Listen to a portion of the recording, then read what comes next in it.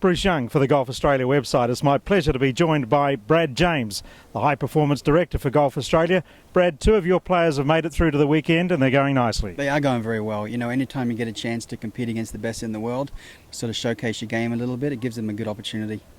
Suo and Minjee Lee, a couple of outstanding young talents. Of course, Minjee Lee recently winning the Australian Amateur Championship.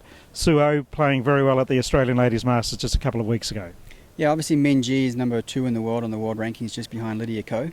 They've also had their battles the last couple of years, so it's good to see her up there again. And then Suo competed very well in the Australian Masters 2 weeks ago against Curry Webb, finishing second. So you know what, they've competed against the world's best.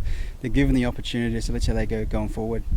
Well, it's not only the girls that are doing well, the guys are having a tremendous run. When you look at the likes of Oliver Goss, Brady Watt, there are heaps of them that are just performing at Cameron Smith, of course, the Australian Amateur Champion, playing well this weekend up in Queensland in a professional event. You must be delighted with the progress your players are making. It's been a great year for the amateurs. You know, you look at Oliver Goss and Cameron Smith, Brady Watt, they've had some great success against the professionals. Anytime you can win some of these Tier 2, Tier 3 professional events, it shows that your game's heading in the right direction and getting ready for professional golf, which is obviously the goal for us.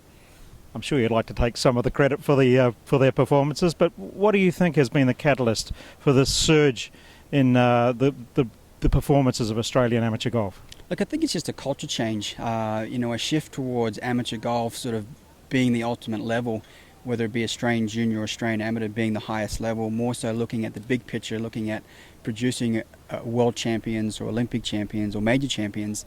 That culture shift has changed our work ethic and has changed our culture to what we're really trying to achieve. Well, I think what we've seen with the likes of Oliver Goss and Brady Watt at the West Australian Open, they had a playoff for the title there. Cameron Smith doing well again. They're ready to turn professional virtually now, aren't they? Many, and they may not be ready personally, but in terms of their game, they're virtually at a point where they could. Look, emotionally, they've still got development to do, but professional golf can bring out that development. Their games are more than ready, and the scores are showing that.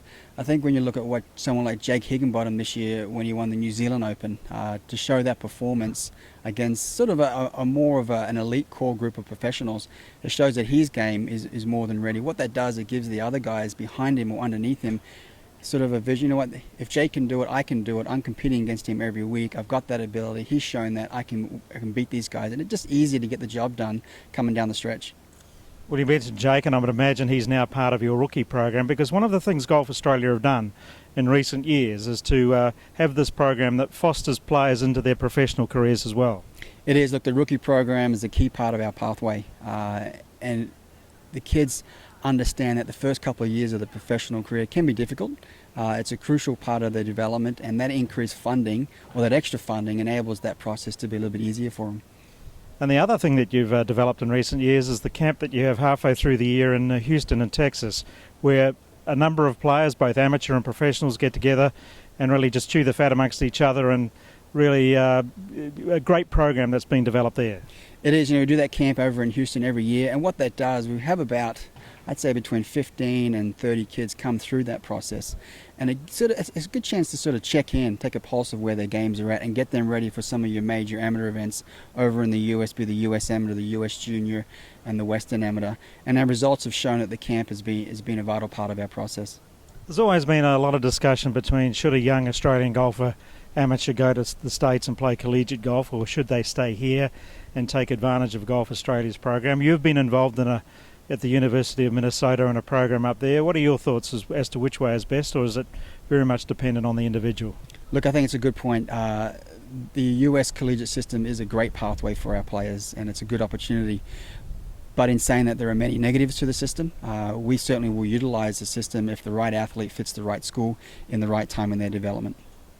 Brad, congratulations. It's just ongoing, the success of Australian amateur golf, and I guess it can only benefit the game overall when we're seeing these guys at the elite level performing well. They're serving as role models for younger players. Look, it's great to see. You know, we had the My Golf Player of the Year out here today, and she's getting out watching some of the best players in the world, and that's a start, and that's where we've got to start from. Congratulations, Brad. Job well done. Thank you.